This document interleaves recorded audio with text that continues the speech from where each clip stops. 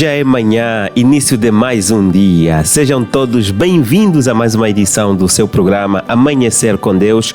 Nesta edição de quarta-feira, hoje são 6 de dezembro do ano de 2023. Aos poucos o ano já começa a dizer bye-bye e nós estamos aqui mais uma vez para trazer boa disposição aos nossos estimados ouvintes. Você que se sente cansado por causa das situações que acontecem na vida, você que precisa do ombro amigo de Cristo Jesus, nós somos a sua melhor companhia. Seja bem-vindo e fique então com a nossa programação.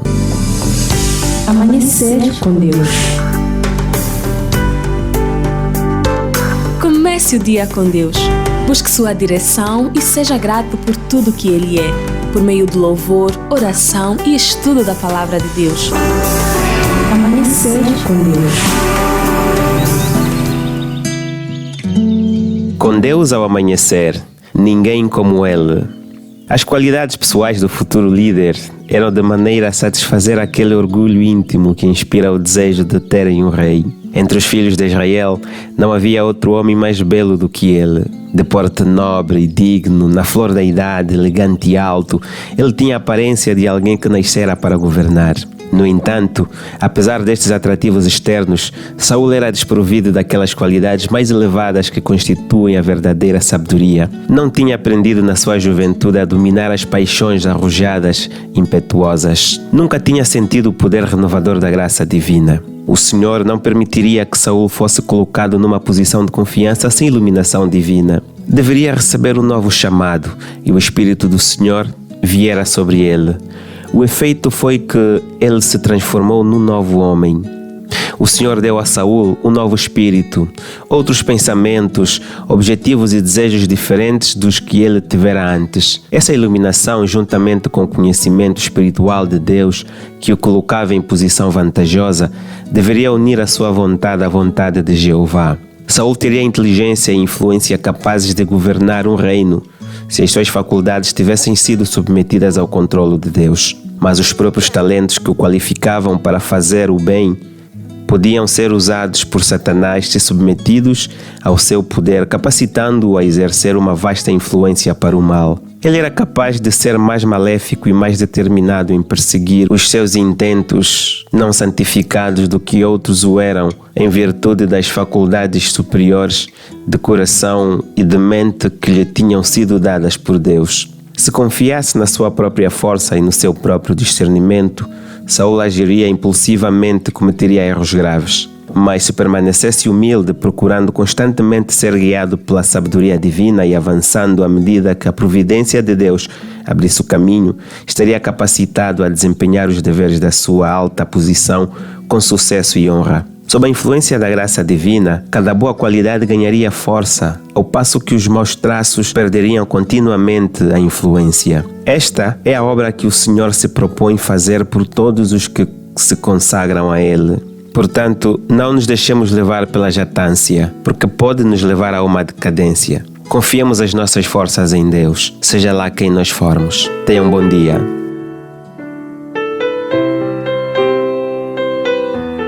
Santo, santo, santo és tu, Senhor, Criador dos céus e da terra. Oh Pai, neste momento, somos gratos porque o Senhor nos acordou. Somos gratos porque tivemos sono a noite toda. Há pessoas que não conseguiram dormir, Senhor, por várias razões. Mas nós conseguimos porque o Senhor permitiu que nós dormíssemos, que descansássemos o seu corpo. Oh Pai, pedimos perdão pelos nossos pecados cometidos. A cada momento que nos pusemos a pensar, a cada momento que falamos, nós cometemos pecado. Oh Pai, neste momento entregamos em Suas mãos aquelas pessoas que não dormiram por alguma preocupação. Alguns provedores do lar a esta hora estão a pensar o que dar às suas famílias.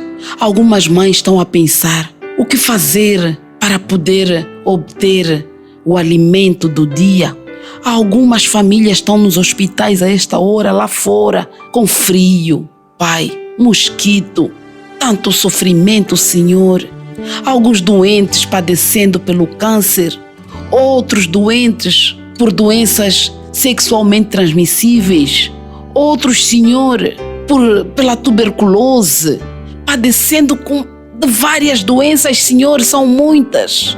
Oh Pai amado, neste momento pedimos por aquelas pessoas que em seus países há fenômenos naturais, terremotos, Senhor, vulcões, tantos fenômenos, Senhor. A terra engole tudo, Senhor, as suas residências, os seus pertences.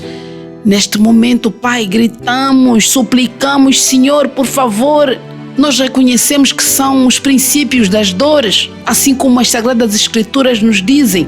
Mas mesmo assim, Senhor, pedimos o seu auxílio, pedimos a sua proteção. Pedimos que o Senhor nos fortaleça, nos faça entender. Oh Pai amado, esteja com cada preocupação, chora por esta hora. Pedimos socorro, oh Pai. Somos frágeis, reconhecemos, mas o Senhor é especialista em milagres. Pai, por favor, Pai, socorro. Pedimos socorro, Pai. Estamos a ser afligidos, Pai, e não conseguimos, somos frágeis, Pai. Socorro, Pai. Estenda-nos a sua mão. Estenda a sua mão diante daquelas pessoas que precisam. Estamos pedindo, Senhor, pelos nossos irmãos em outros países. Oh Pai, esteja com cada do Senhor. Pedimos a sua presença. Senhor, salva-nos por intermédio do seu olhar, do seu toque. E nós tocamos, Senhor, no seu manto precioso, porque sabemos que o Senhor salva. E de si sai o poder, oh Pai. São as graças que lhe pedimos. Em nome de Jesus. Amém.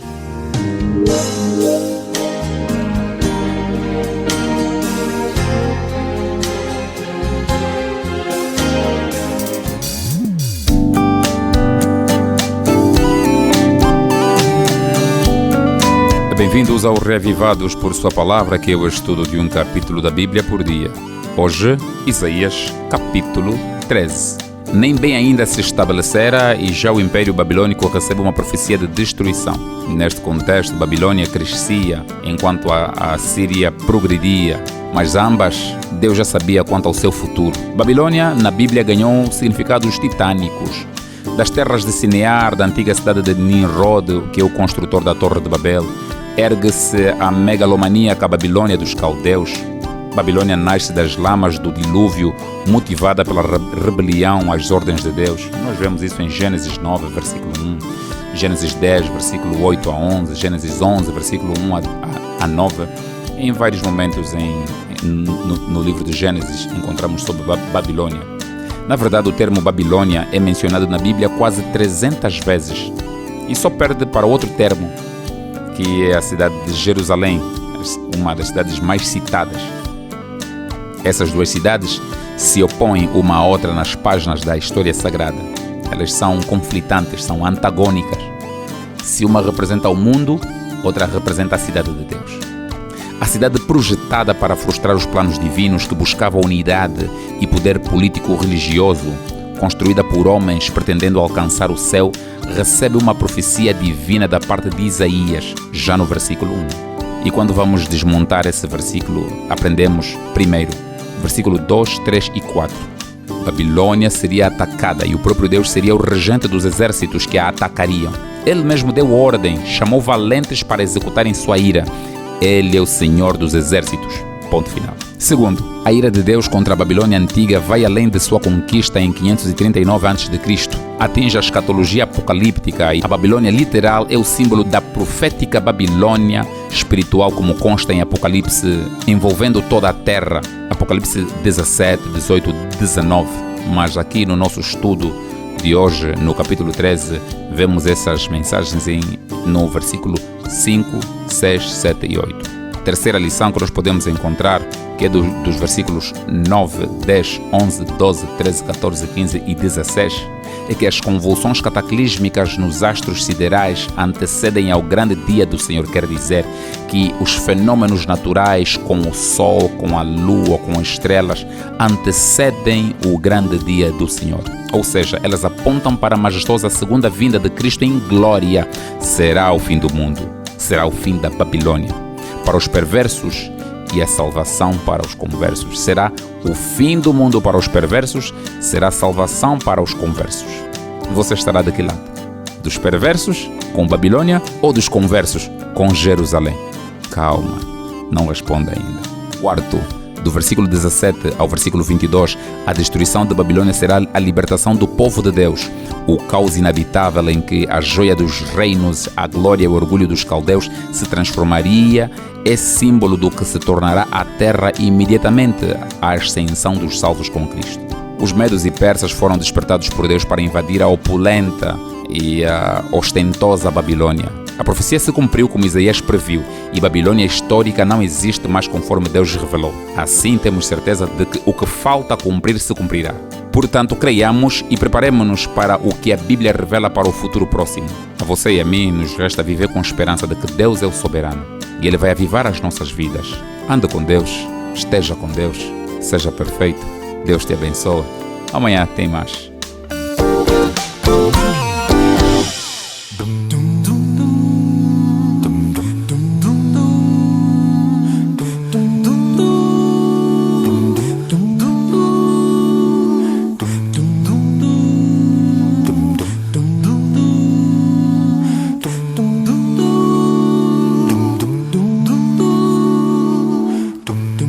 Acalme meus passos, Senhor.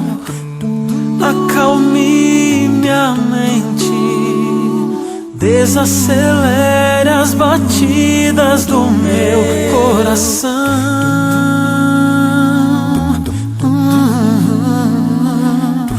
Diminua meu ritmo forte com sua visão que vai além da eternidade do tempo.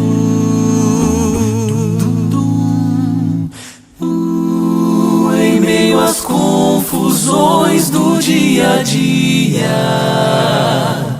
dá-me tua paz e a tranquilidade das montanhas. Ensina-me a arte de te amar, me ajuda a compreender o teu poder, para que eu possa perceber tua grandeza em meu viver.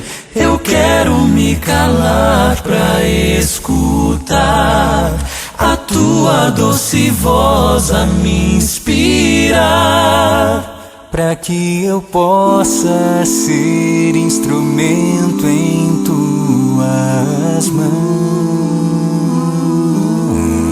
Acalme meus passos, Acalme meus passos.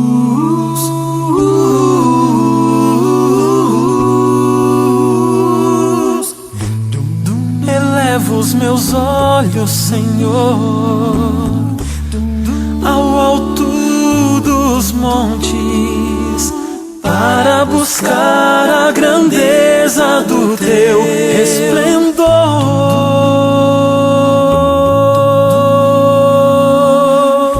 Considera o meu pensamento e faz-me fiel, e assim serei forte e vitorioso.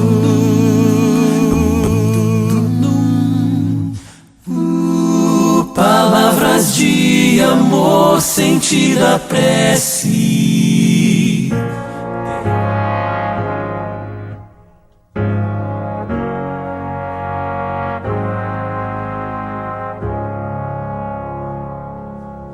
O Senhor está em seu santo templo. O Senhor está em seu santo templo. O céu, o mar e a terra, e vós guardais silêncio perante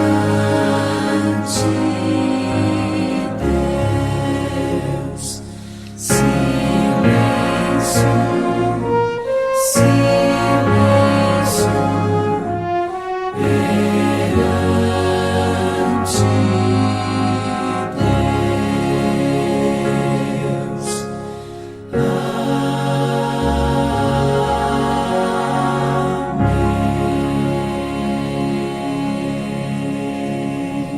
Olá, querido amigo, estimado ouvinte, eu convido você para mais um momento de reflexão.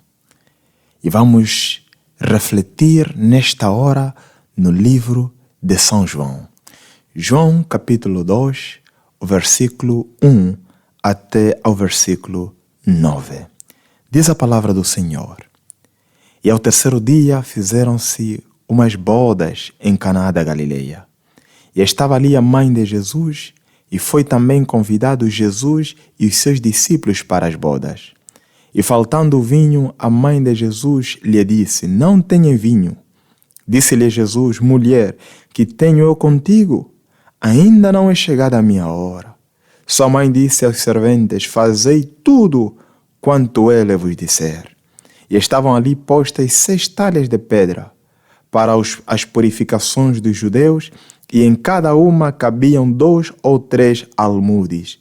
Disse-lhes Jesus: Enchei de água essas talhas, e encheram-nas até cima. E disse-lhes: Tirai agora e levai ao mestre-sala. E levaram.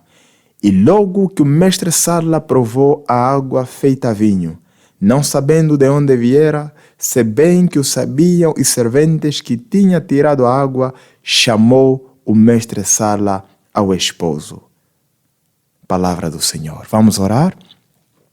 Nosso Deus, nosso Pai que estás nos céus, por favor, rogamos e suplicar compreensão clara das Sagradas Escrituras. Em nome de Jesus. Amém.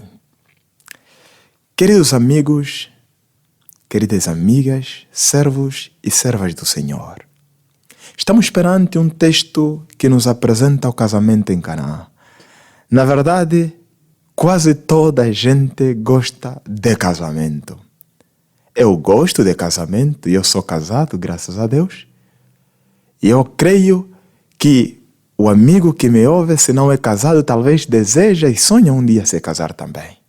A comunidade gosta quando é casamento por diversos motivos, porque também a comida será gratuita naquele dia.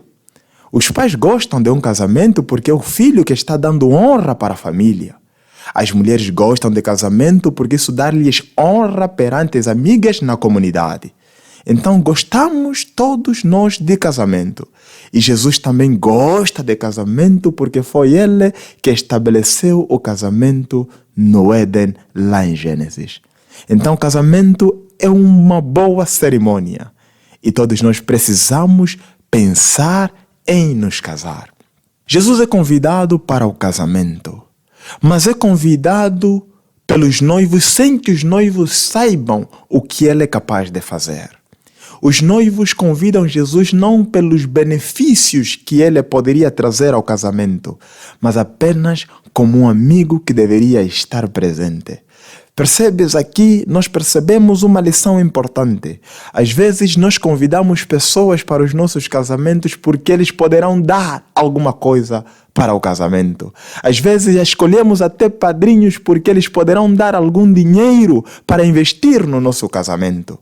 Mas não é bem assim. Nós devemos convidar as pessoas porque nós amamos elas. Devemos convidar as pessoas porque temos uma afinidade por elas, não porque eles terão algo para dar a nós ou a nossa festa. Jesus vem para o casamento e neste momento Jesus não tinha 12 discípulos. Jesus apenas tinha 5 discípulos neste momento. E Jesus, vindo com seus discípulos, a festa estava decorrendo 1000 maravilhas. Sabe, quando há doçura, tudo está em condições no casamento, não se ouve o nome de Jesus. O mesmo acontece nos lares, o mesmo acontece em nossas vidas, que quando tudo está bem, dificilmente nos lembramos de Jesus.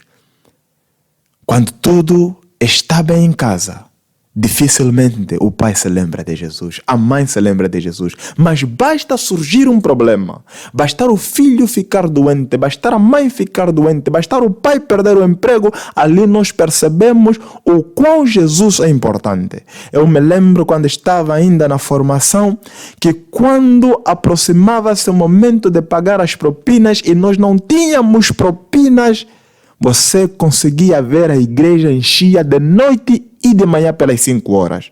As pessoas iam buscar a Deus para que Deus lhes desse propina, porque as provas se aproximavam e quem não pagasse a propina não poderia fazer os exames. Mas quando os exames passam, você vê a igreja vazia nas horas de orações, porque Deus já atendeu às orações. Então nós temos esse espírito de ingratidão muitas das vezes. A festa enquanto decorria não se mencionou o nome de Jesus, mas algo maravilhoso é que mesmo que o nome de Jesus não fora mencionado, Jesus fora convidado pelos noivos. E ali ele estava. E Maria, mãe de Jesus, ela chega até Jesus e diz assim: já não tem vinho, já não tem nada. A gramática grega desta frase ela apresenta um genitivo absoluto. Genitivo absoluto nos dá a entender de que mesmo que se virassem os barris, nenhuma gota dos barris deveria sair. Estava seco e sequíssimo, não havia vinho. Não havia nada para beber e era uma vergonha, uma festa ficar sem bebida. Imagina, você vai para uma festa e não há sumo, não há gasosa, não há água, tudo seco. É triste aquela festa. Então Maria, preocupada, ela vai até Jesus e Jesus diz para Maria: ainda não é chegado o meu momento. Mas Maria olha para os serventes e diz assim: façai o que ele vos disser. Ai! Isto é uma expressão de fé. Jesus não disse que vai fazer alguma coisa, mas Maria olha para o servente e diz assim: façai o que ele vos disser. E eu gosto mais uma vez aqui a expressão gramática grega, porque ela nos dá a entender que Maria literalmente ela disse assim: ainda que vocês não entendam, vocês façam só. Porque Maria ela tinha a noção de que muitas das vezes Jesus é capaz de dizer coisas que para nossa mente humana não iremos de compreender, mas ainda que nós não compreendemos, façamos apenas. Veja momentos na Bíblia em que nós percebemos tais eventos. Moisés com o povo de Israel, próximo ao mar, os inimigos vindo, e Deus lhe dá a orientação: abre o mar. Isso não cabe na mente humana, mas Moisés teve que obedecer, tocou as águas e as águas se abriram, o povo passou no meio do mar. Jesus, os discípulos chegam até ele e dizem: estão a cobrar impostos. Jesus diz assim para Pedro: vão no mar, pescam o primeiro peixe que vocês encontrarem ali, encontrarão dinheiro para pagar o imposto. Isso não faz sentido na nossa mente, mas ainda que não faz sentido, você faça só. Veja, a Bíblia diz até também: lembra-te do dia do sábado. Você percebe que sábado muitas das vezes é o dia que se faz lucros, é o dia em que se vende mais, é o dia que se rende. Mas Jesus fala: guarda deste dia, ainda que não faça sentido, como Jesus, Deus é quem disse, você faça só. Maria diz para os serventes: ainda que não fazer sentido para a vossa mente, vocês façam só. Jesus olha para os servos e lhe diz assim: coloquem água nos barris. Isso não faz sentido. Eu, o pastor Bernardino, diria: Jesus parece talvez nesse momento está maluco. Nós precisamos de vinho, ele está a dizer: coloquem água. Mas Maria já lhes instruiu: vocês façam só. Eles encheram os barris com água. E aqui nós encontramos outra mensagem importante. Os barris eram velhos, mas a água que lá foi colocada, quando tiram a água, a Bíblia diz que a água tornou-se em vinho. Veja, o momento da transformação da água para o vinho, a Bíblia não nos apresenta. O mistério é da inteira responsabilidade de Deus. Não convém a homem algum determinar o tempo em que o milagre vai acontecer. Às vezes passamos por igrejas e nós ouvimos falar: receba o milagre, receba o milagre. Queridos, ninguém determina o momento em que o Santo Espírito age na vida da pessoa. É o Santo Espírito que determina o momento em que ele vai agir em nossas vidas. E eu vejo aqui nesse texto outras lições importantes. Queridos amigos, quando Jesus orienta para que enchessem os barris com água, e o momento da transformação Jesus apenas percebe. Às vezes nós queremos insistir tanto que as pessoas sejam automaticamente transformadas as suas vidas. Eu já fui deparado com homens e mulheres que dizem assim, principalmente mulheres: pastor, eu oro tanto para que o meu marido mude, eu já jejuei, já orei, mas o pai continua fazendo das suas, o pai continua cometendo os seus erros. Pastor, o que mais eu farei? O meu conselho tem sido único: você continue apenas fazendo a sua parte. E qual é a sua parte? você continue apenas orando ao Senhor. O momento da transformação da vida do seu esposo, o momento da transformação da vida da sua esposa, apenas Deus é quem determinará. O teu filho está na droga, o teu filho é um rebelde, vive na comunidade, nem sequer em casa mais chega. Você continue apenas orando. É Deus quem determinará o momento em que a transformação vai acontecer na vida do seu filho. E perceba ainda que os jarros são velhos, mas o líquido era novo.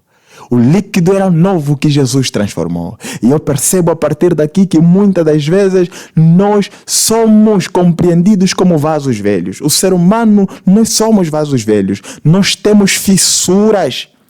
Eu uma vez estava falando esta mesma mensagem numa certa igreja e uma jovem veio e estava a lacrimejar. Eu não entendi porquê. Ela disse assim: pastor, o pastor tocou num ponto importante sobre a minha vida. Eu disse: qual? Ela disse: pastor, o meu corpo está cheio de tatuagens. Eu me borrei de tatuagem quando não conhecia Cristo. E agora o que é que eu vou fazer, pastor? Eu disse assim para ela: as tatuagens poderão não sair. As cicatrizes poderão não sair. O risco que ganhaste na rua, logo na sua cara, poderão não sair. Mas Deus preencherá o seu coração com um espírito novo. Os vasos eram velhos, mas o líquido era novo. A tua estrutura pode ser velha com todas as falhas, todas as debilidades, mas o espírito que Deus colocará em seu coração é um espírito novo. Esse é o primeiro milagre de Jesus, a transformação da água em vinho. E este é o milagre que Jesus quer fazer em sua e em nossas vidas. Transformar-nos em novas criaturas. Preencher o nosso ser com um espírito novo, um espírito de mansidão. Você pode ser um homem com falhas no rosto, na sua pele, mas o teu sorriso será novo, um sorriso alegre, um sorriso feliz, porque você recebeu um espírito novo. Você deseja que Deus faça uma transformação em sua vida? Você deseja que Deus preencha o vazio na sua vida? Que Deus faça um milagre na sua vida, transformando a sua vida? Se esse for o teu querer e a sua oração, eu vou lhe convidar para fazermos uma oração pedindo a Deus que transforme a sua vida, assim como Ele transformou a água em vinho lá em Galileia. Oremos ao Senhor. Nosso Deus, nosso Pai, eu entrego em tuas divinas mãos o querido amigo, a querida amiga, que o Senhor já fez de tudo que este mundo apresenta. Ele percebe, ó Senhor, que a única maneira de agora ser um homem feliz é tendo Cristo preenchendo a sua vida com o Espírito de luz. Por isso rogo suplicar que o Senhor faça um milagre na vida de quem está nos ouvindo nesta hora. Que seja uma nova criatura e que o Senhor também abençoe a sua família. Em nome de Jesus, esta é a nossa oração. Amém. É final de mais uma edição do seu programa Amanhecer com Deus. Muito obrigado, nosso querido pastor, por esta mensagem que toca o nosso coração. Nós voltamos amanhã e desejamos assim um dia abençoado e que continue com essa boa disposição e Deus abençoe grandemente nas suas vidas. Até amanhã. Deus os guarde pelo seu poder, protegidos e